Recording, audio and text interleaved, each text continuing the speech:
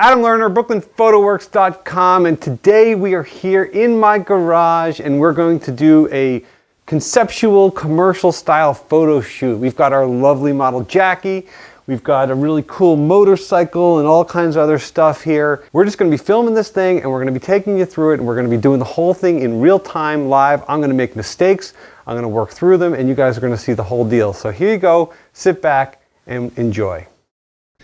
Alright guys, so what I've done here is before Jackie even showed up, I got my set pretty much set up. I did a whole bunch of different lighting tests just to kind of get a basic idea of where my lighting was going to be. I just took some random shots of the bike and put my buddy in front of the bike. Obviously special thanks to Larry for filming this stuff. And then when we put Jackie with there, we got a basic idea of the exposure, which to me was good enough to get things started, knowing that the smoke was going to really change the look of the images. It was definitely going to absorb some light. So now what I'm doing is I'm giving her the color card. And what the color card does is it allows for me in Capture or in Lightroom to basically use the white balance picker and pick the white balance setting that I want for these images, because what's going to happen here is that the camera in auto white balance is going to basically do kind of an evaluative reading. It's going to take into account the ambient light that's flooding in through that window. It's going to look at the light that I'm pushing on her.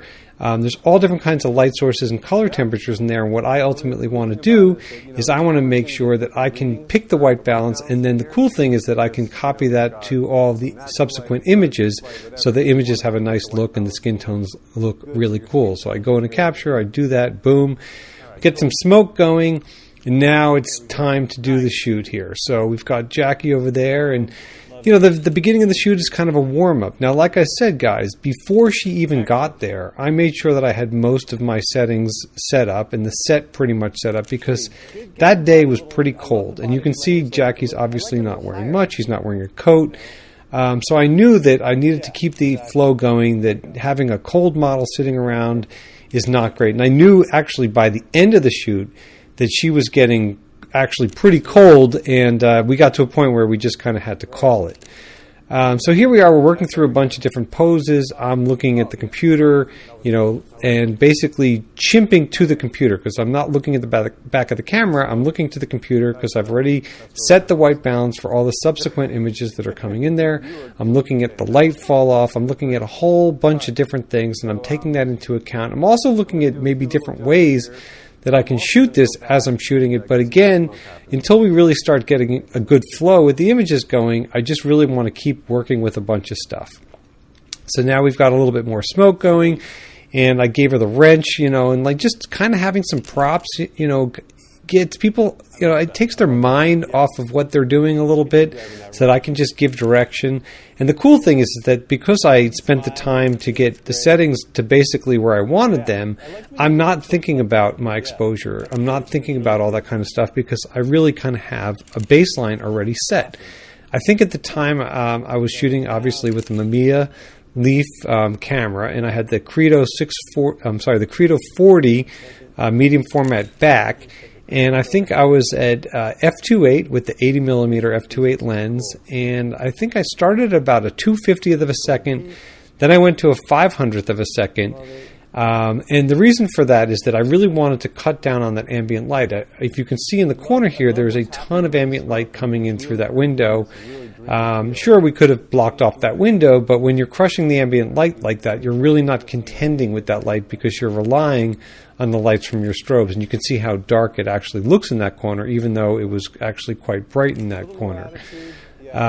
There was even a point in this shoot where I think I even bumped the shutter speed up to 1,000th of a second, because I wanted to really try to crush more ambient light. And I think in this segment of the video, you can see how the right side of the frame is getting a little bit dark. And, I'm just kind of shooting. I'm not really looking at the images, but you can see I check the images every so often. And then obviously there comes to a point where I realized that my fill light, which is the light on my right, wasn't firing, which is, it's something that happens. I mean, this is the whole thing about being on set. Now, if I had an assistant who was watching the images as they were coming in there, he would have, or she would have told me, hey, you know what, we lost the light, let's take a second here, we would have adjusted it. But, this is just part of the trial and error that occurs when you're doing a photo shoot like this. So again, here we are, we're just trying different things out. I was trying some higher angles. I was trying lower angles. And also at the same time, I'm contending with the fog that's being generated from the fog machine, which really changes the look of the images. It definitely changes the way that the light moves around the room. And that was really cool. So, just basically in this small space, having that smoke machine going definitely added a lot of flavor to the images that were really cool. And you can see as I'm shooting this whole time, I'm interacting with my model. I'm giving her direction. I'm giving her, feedback, giving her positive feedback, just trying to keep the flow going. Typically, when I shoot something like this, I'll have music going, and I'll have really kind of cool, fun music going, and something that just kind of like fills up that ambient air in the room so that it's not just kind of dead silent. Now, because we're on YouTube here, unless I had some licensed music that I could be playing over the background, I really obviously can't be putting other people's music in the video, so that's why it's just kind of me talking and interacting with the model. But I do like having music going, and I think it definitely adds a lot. Now, another thing that I was thinking about is, you guys can see that I'm shooting here in my garage. I cleared out all the crap that was in those shelves and everything from paint cans to all kinds of stuff. Obviously for a shoot like this, what would be really cool is if that background had more of a garage look to it, if there were oil cans and old gas cans and stuff like that. Now, this is something that can be done in post. I am certainly no retouching expert, but that would be something down the road that would be cool to do, would be to actually add all kinds of stuff to the background there to kind of give it more of that garagey flavor. Another thing you can do is you shoot against, a background, and then you shoot a plate. In other words, you shoot against a clean background, like a white background or a gray background, whatever it may be. Then you cut out the images and you have a plate, which basically is an image that you shoot of a background that you want to place that image on. Now, that's definitely more advanced, Photoshop work, but it's certainly within the realm of possibility. For this shoot, I was just trying to kind of take advantage of the space that we had there and just have some fun with it. This was kind of a test shoot. This is a creative shoot. This is just, I had this idea, let's get the old motorcycle and some of the old industrial, shop stuff. Let's have Jackie in a Rockabilly outfit. And speaking of that, Jackie's very comfortable with the camera, as you guys can tell. She's got a fantastic look. So what I did is I went online. I actually grabbed a whole bunch of Pinterest boards of Rockabilly looks and different kinds of things and different kinds of dress. And I kind of had the idea that I really wanted to go for the rolled up jeans with the tied flannel shirt and the bandana and the heels and the whole deal. So I sent that to her, and literally she showed up with that outfit and completely knocked it out of the park, which is awesome because for her, this was a lot of fun too. She embraced the idea of this photo shoot, and as you can tell, was very comfortable with this kind of thing. It wasn't like we were putting her, in some kind of a crazy long dress and going to a snowy mountaintop and, then spraying water and something like that would be really uncomfortable, although there's something really exciting about this. This was definitely within the comfort zone. And because I'm new to working with Jackie, I want to build up to stuff like that where, we start doing shoots like this that are a little bit more comfortable and a little bit more familiar, and then as time progresses, we can really kind of open it up and try different things. And obviously, you guys can see that she's very comfortable with that, and that would be a lot of fun. I also think it's a really good idea to take a break from shooting when you're shooting with a model like this and review the images so that not only can you take a look at what you're getting, but then the model can also see kind of what she's doing, and she can kind of look at her facial expressions and her body language, and that gives her a chance to kind of rework and retool and just kind of, understand what she's doing, what she's giving, and then maybe think of other things that she can do as well. I mean, there was a lot of points when I was, giving her direction or about to do tell her to do something, and then she would kind of just do something on her own, which was really terrific. And it definitely made the shoot flow really well and, obviously create some really, really fun images. As far as the lighting goes, I kept things very simple. As you can see, I've got a couple of Einsteins up there. I'm triggering them with a PocketWizard PlusIII.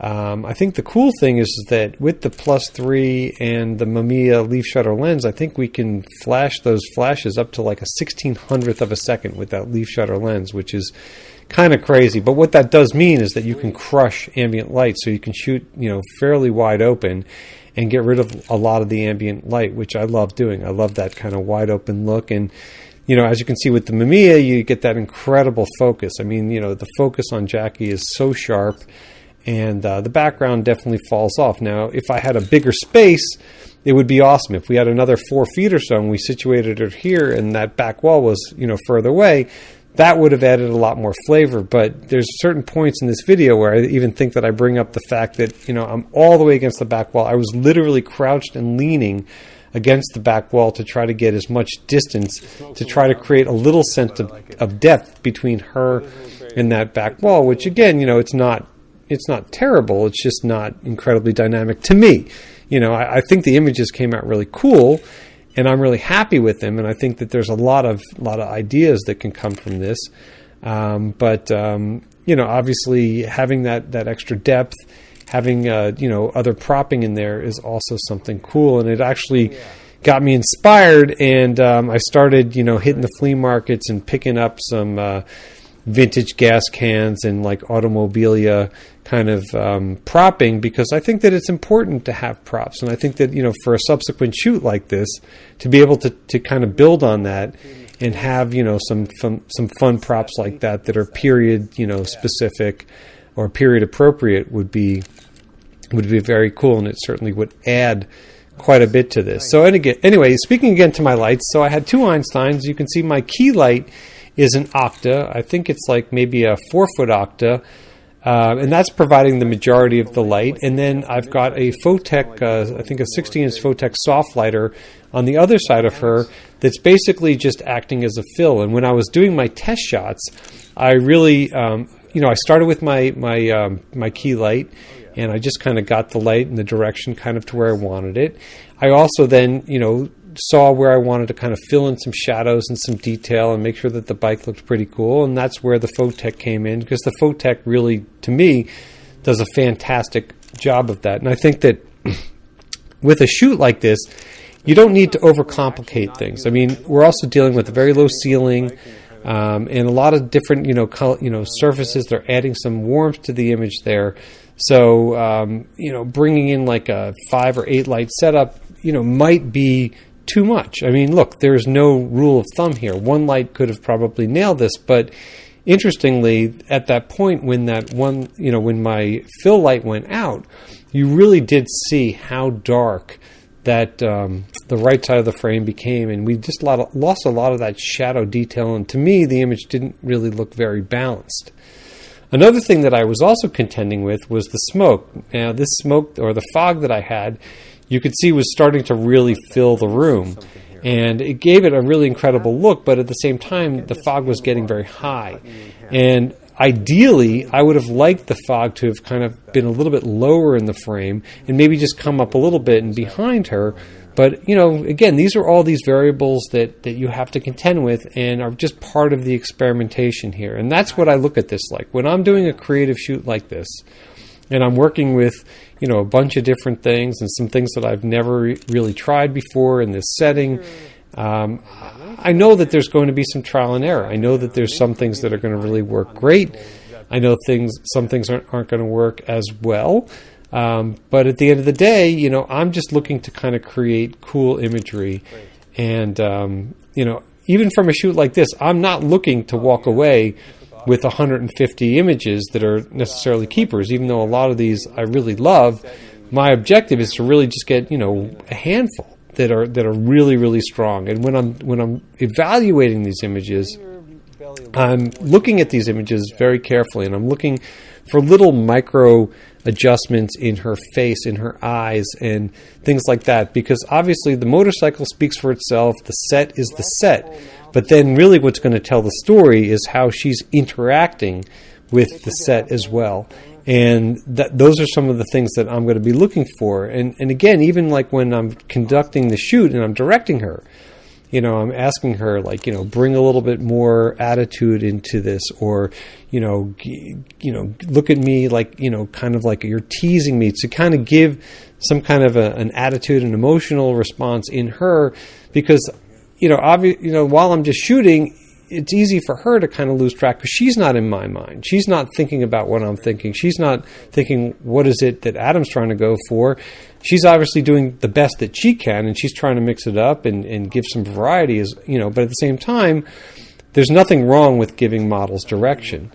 So, that's one thing that you don't have to be shy from. I mean, there's a nice way to go about doing it. You don't want to say something like, oh, that doesn't work, or that looks terrible.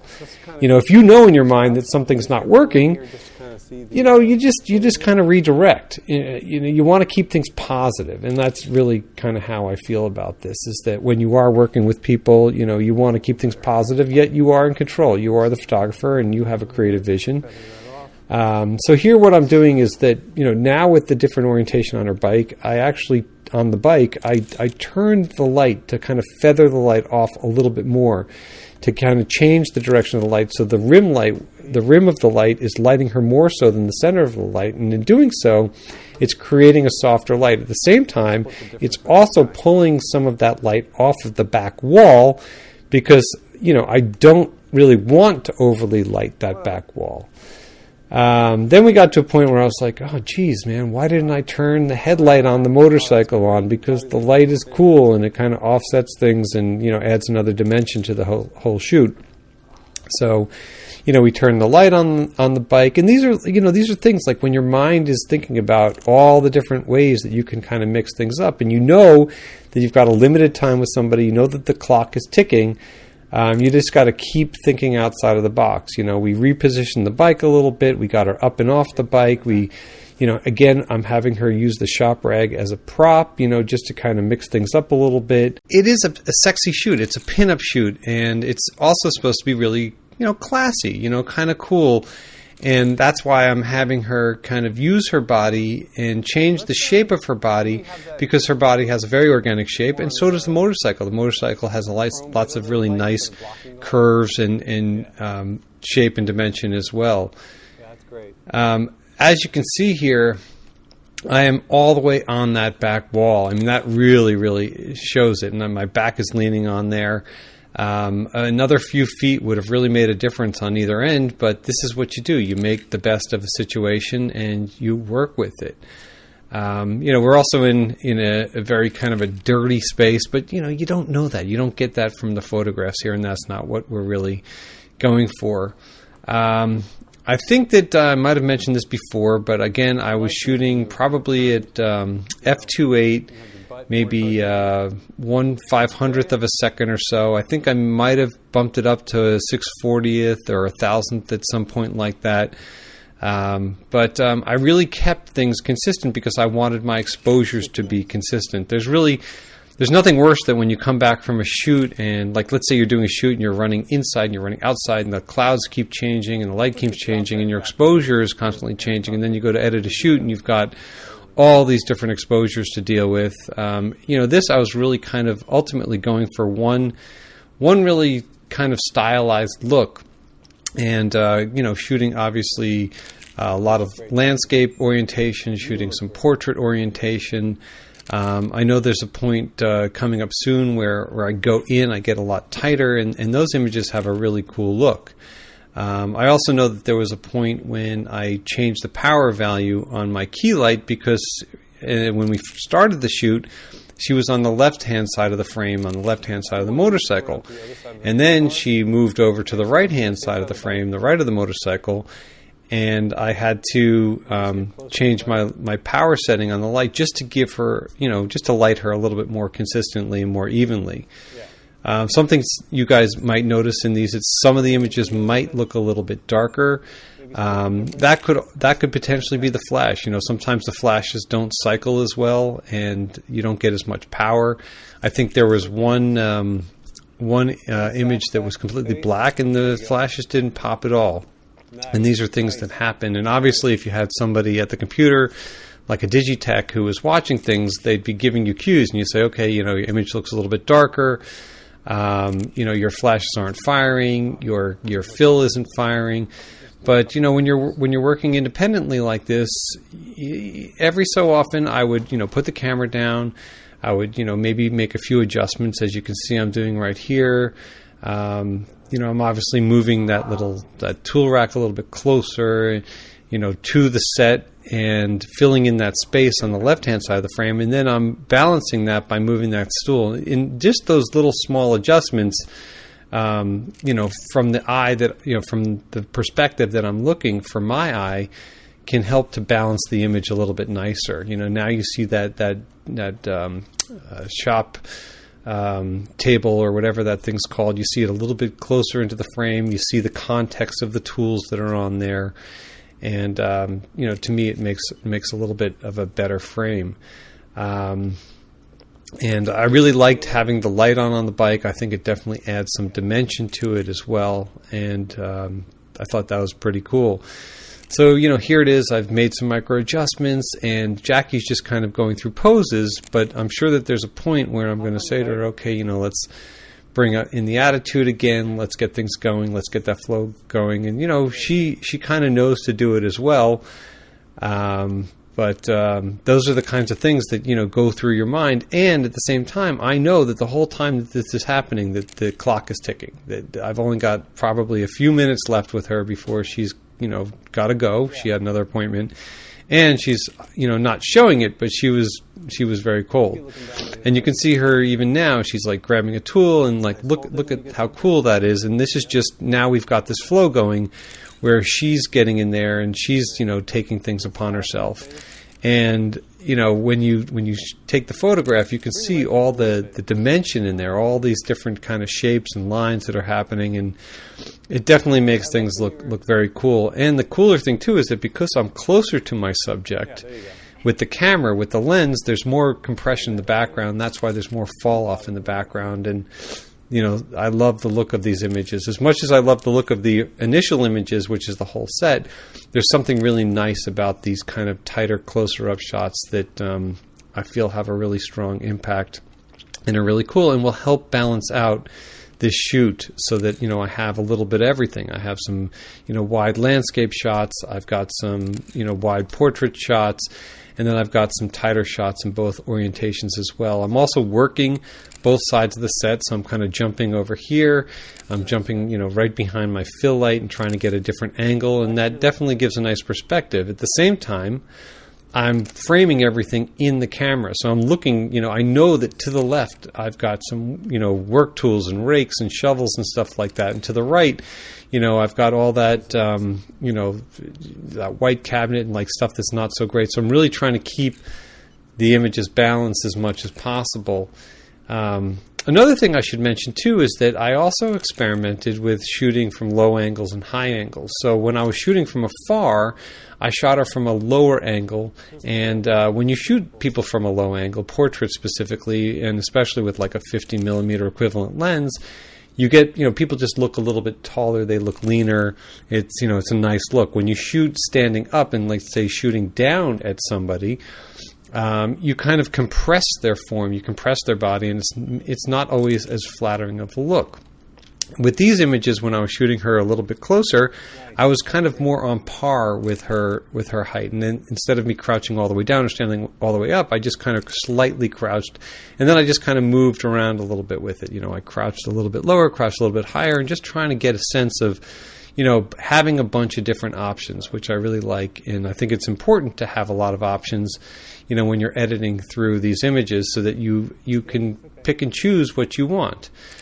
So, here we are, we're getting toward the end, and I know that, we only have probably a few more minutes into the shoot, but I'm not going to let her see that. I'm not going to say, oh, okay, come on, let's rush through this. Let's just get a few more. I'm really trying to just keep the energy going, keep the flow going, keep the communication going, keeping the positive reinforcement going. And then, like you can see, I'm only very occasionally referencing the computer to see what my exposure's like. You know, one, to make sure that I'm getting something that I really like, and two, to make sure that everything's firing and the exposure looks right and all that kind of stuff. All right, guys, so we are wrapping up this shoot. We had a lot of fun today. We just played around with a bunch of different stuff. We had the smoke machine going. We had our beautiful model. We had the beautiful bike. We had the tools. We had the shop rag. But basically what we did is we set our lights in this thing. You know, we got our set going. We got our exposure to where we wanted to get it. We set our white balance with our white balance card, and then we just did a shoot. So basically what we did is we got all of our exposure to where we wanted it, and then it was about the shoot. That was the performance. That's when we don't have to think about stuff. We're not constantly adjusting dials and knobs. Yes, we did a little bit of tweaking, a little bit of experimentation. We moved the lights around. We tried feathering the light on and off a little bit more. But for the most part, we really stuck to what we had. And I cannot wait to get into these files and start editing them and see what we got, because today was a lot of fun. So that's it for now. If you have any questions or comments, please leave them below, and we'll see you soon.